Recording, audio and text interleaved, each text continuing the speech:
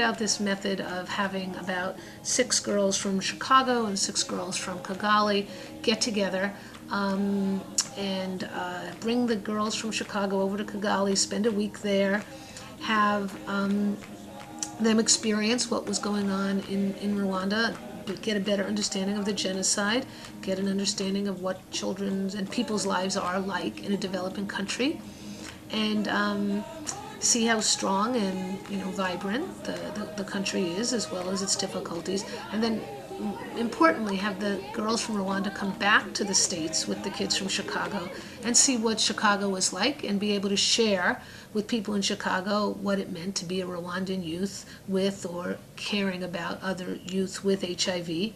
And we were hoping to get some press and some visibility so that the issue of youth with HIV would be addressed. Rwanda is a wonderfully amazing country. The people are very warm and friendly. They just took us into their homes. We lived with host families, and they were very generous and very kind, and they wanted to show us their life. They shared their experiences. There was a situation where men who had been in jail because they had raped women during their genocide, they were getting medications for their HIV, and the women who they had raped were not.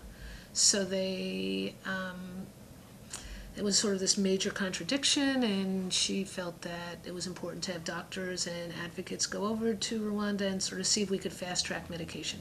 So I went in 2004 and sort of became very affected by what I saw there and stayed on in this project, which was called WE-ACT, Women's Equity and Access to Care and Treatment. This is where we place flowers in remembrance of the ones who died during the genocide.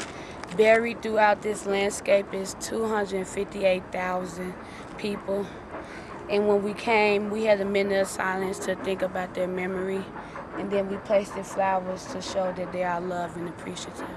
When something, in anything in history, when something sad, something tragic happens like that, I get sad.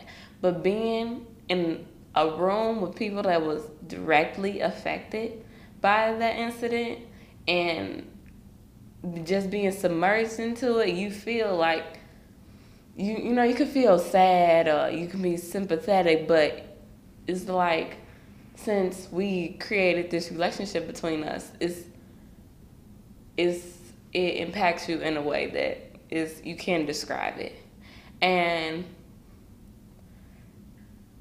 I remember one girl, her parents didn't die from the genocide, but she cried like it was her. And it showed me how compassionate people really are for each other. Media is a big thing up in Chicago, it's a big thing in the U.S., and I really haven't seen any advertisement or any posters or any signs showing that there's that kind of service. Right. So I feel like even though they are finding more money for research, the fact that Rwanda has support groups and everything, it shows to give the kids who have HIV/AIDS like a second family, somebody who's understandable. There were also, one of the things that we really concentrated on was we tried every day to have a period where people would sit down and talk about what this experience was meaning for them and process what was going on. And we did that in both countries so that they could share with each other what the experiences were. It was also amazing to see how Americans and Rwandans from different backgrounds could meld and become friends and share their lives, even though there was often a language barrier. So one thing that I hope happens is a continued exchange of information and a friendship that lives beyond just the 2 weeks that they were together. I call people that's You old. notice how big that is? Oh, just, oh my God, just nothing. Oh my God, like my boyfriend, he's like 3 years older than me. That's like really nothing. My boyfriend. Your boyfriend is a year older than you. My boyfriend is 3 years older than me. That's like nothing. I'm 18. In Rwanda, we've seen, we now have 600 children under the age of 22, and new children being identified that we're still seeing. We now have a good perinatal transmission reduction program so that women who come in who are pregnant and take medications no longer have children born from with HIV infection because they take their medicines.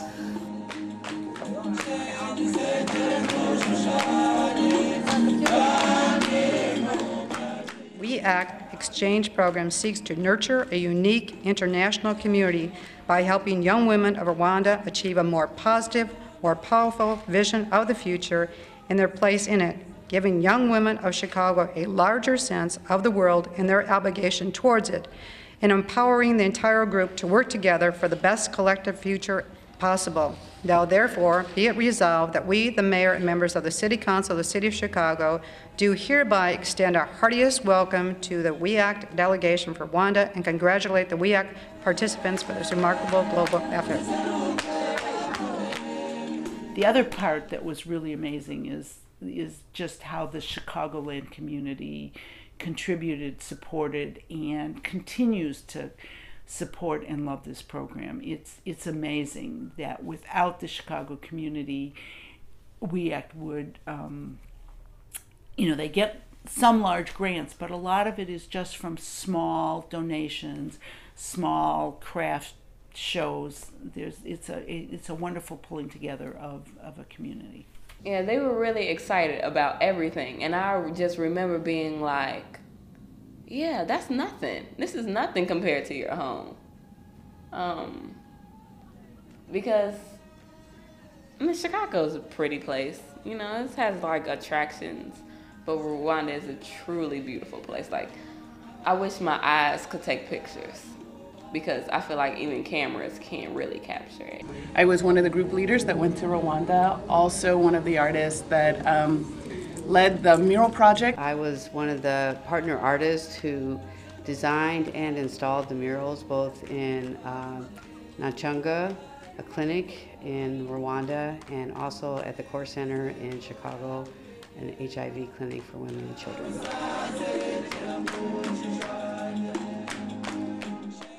The experience of building a mural in both countries that is lasting, which is a memory to the trip, to the exchange, to WE-ACT, was also incredible. Oh my God.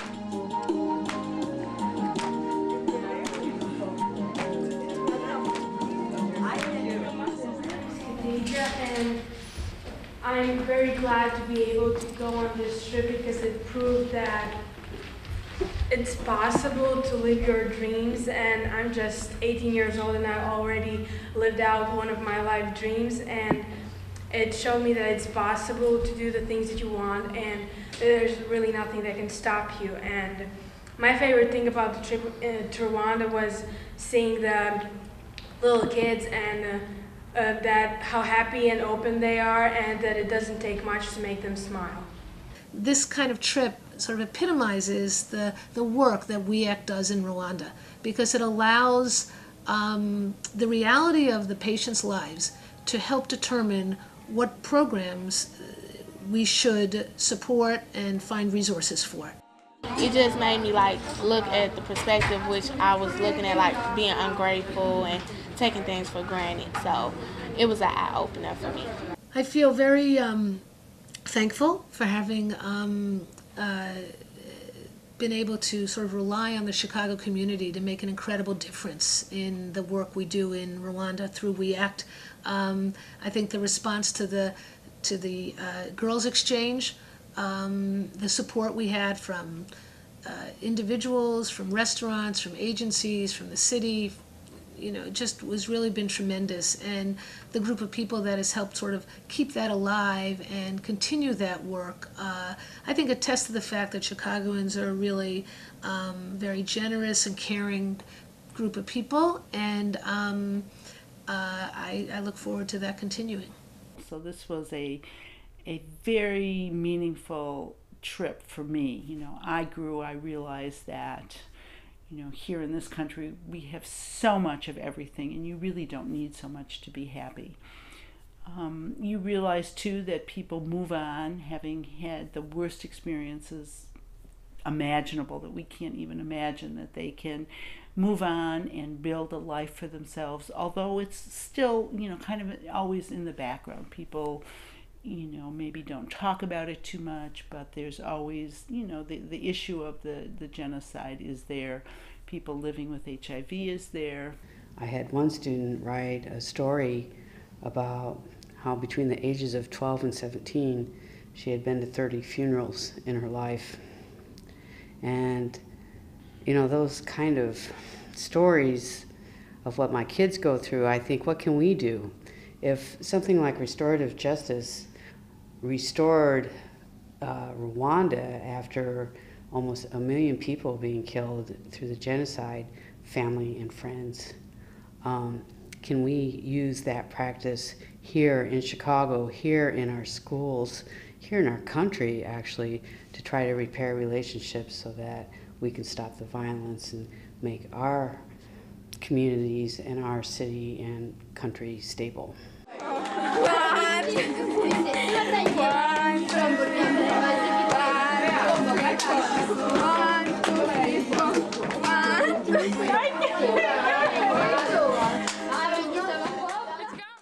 What's come from this, that how these girls are taking charge of their lives and continuing to work on social issues, and especially around issues dealing with HIV/AIDS.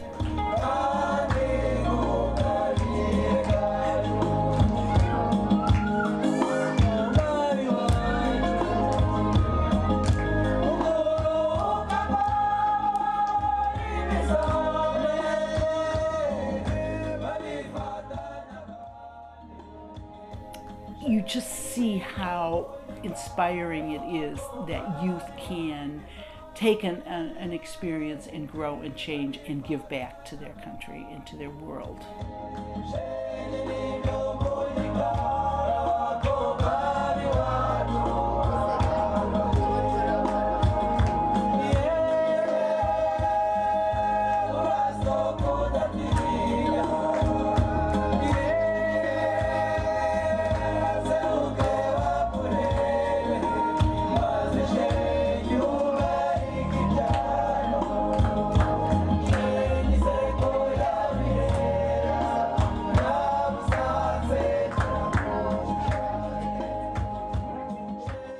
I feel like it opened me up culturally, and it really taught me about myself.